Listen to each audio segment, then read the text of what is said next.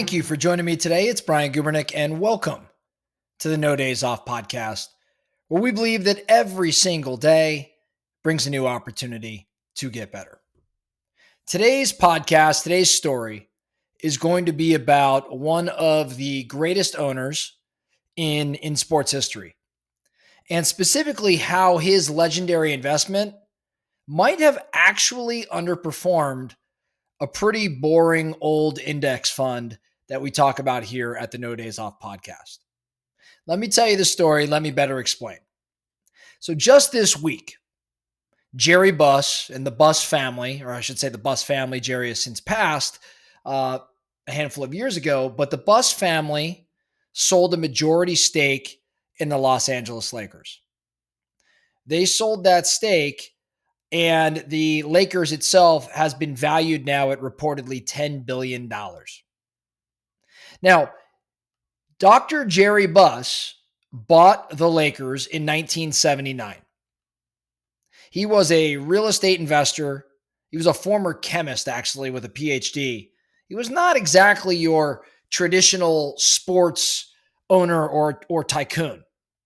He actually started in low-income housing, and he bought properties with leveraged money, with borrowed money. He hustled all through the 1970s, and he rode LA's big real estate boom at that time. And then he did something pretty wild. He bought the Lakers, the Los Angeles Kings, which is hockey, and the Forum, the arena where the Lakers and the Kings were playing. And he bought it from an individual for $67.5 million. Now, when you look at that 67.5, that's like buying the Mona Lisa with a home equity line. That's how little he paid, relatively speaking. Now, in all fairness, at the time, the NBA, the National Basketball Association, was pretty unstable. There were all sorts of drug scandals, and the ratings were terrible, and the finances of the league itself were shaky. It was not exactly a blue chip investment. It was a bet for Dr. Buss. But he had a vision. He wanted this kind of basketball meets Hollywood environment. He wanted this Showtime spectacle. He called it Showtime. And Magic Johnson had just been drafted at the time, and the timing for him, for Dr. Buss, could not have been better from his perspective.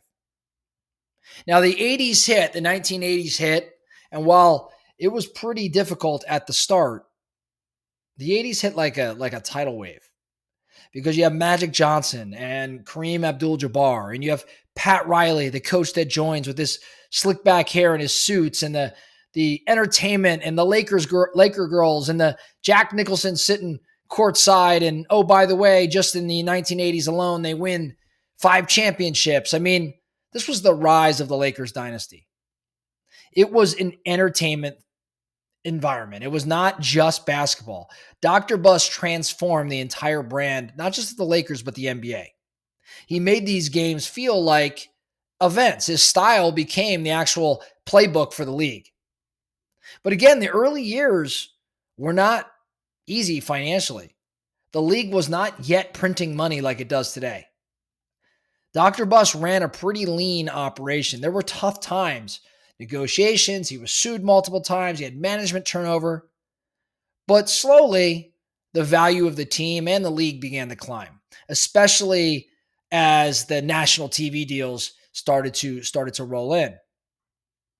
Now, fast forward to the 2000s. Dr. Buss's children, especially his daughter Jeannie, begin to take on more responsibility. Jeannie managed business operations. One of his sons tried to oversee basketball. Eventually, Jeannie took control after Dr. Buss died in 2013.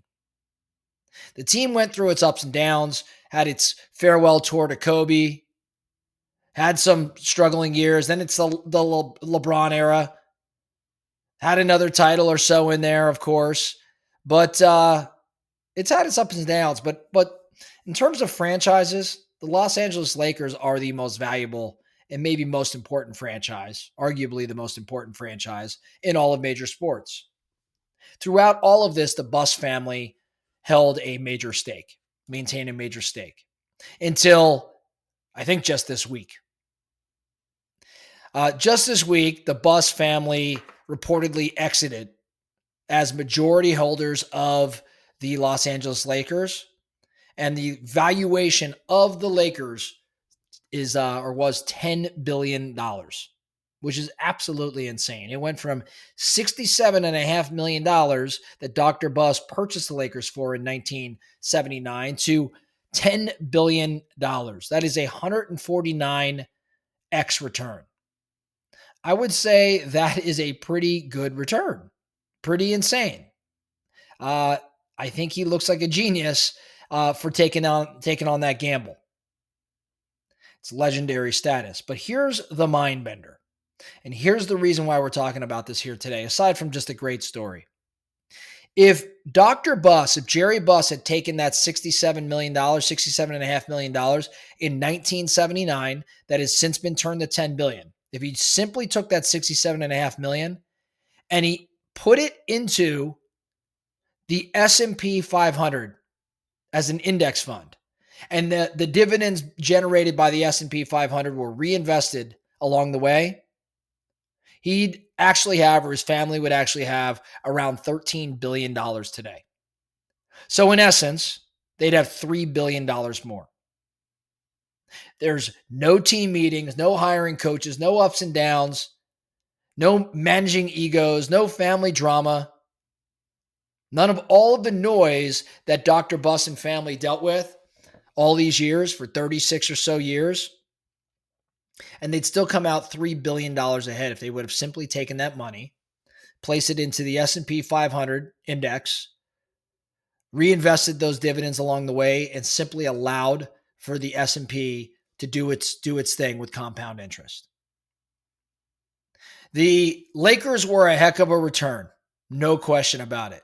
But I find it absolutely fascinating that if you took the same amount of money, the S&P would have paid off even more so.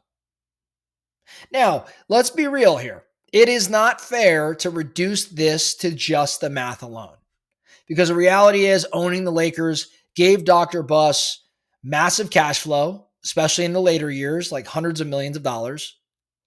It gave him a specific lifestyle he was looking for, fame, courtside seats.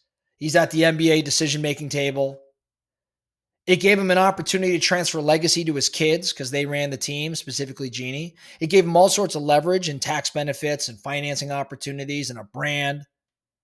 But the reality is it was also a job, right? Like, yes, it created massive cash flow, especially in the later years, but I have a hard time believing that Dr. Buss wouldn't have figured out a way to have a high-paying job elsewhere. He wasn't accidentally successful. He was an operator of the Lakers. He was not just an investor. He was in the arena, literally and metaphorically. I mean, he spent 40 years working that asset. The S&P doesn't call you at midnight when a player gets arrested. And the S&P doesn't have to negotiate with sports agents. So what do we all take from this? I think what we learn is that sometimes the sexy story isn't actually the better investment. And sometimes the better investment isn't the one that builds your legacy. I think there's a yin and yang to this. So I think that, what I'd ask everybody here today to do is to ask yourself, am I in the game for wealth or for impact? Am I choosing leverage with lifestyle or compounding with calm? I'll say that again. Are you choosing leverage with lifestyle like Dr. Buss or compounding like the S&P 500 with calm? I want you to audit your current investments through two lenses. I want you to audit them through the return on capital lens and the return on life lens. Because for Jerry Buss, for Dr. Buss and family, it probably wasn't just about the $10 billion. It was probably about building something that mattered, that they enjoyed, that they had fun. And maybe that's what they were really chasing. But it is a fascinating thing to think about. If you took the same dollars, put it in the S&P, you'd come out a few $1 billion ahead. That's all I have for you today, the No Days Off podcast. Thank you so much for listening. And remember, every single day brings a new opportunity to get better.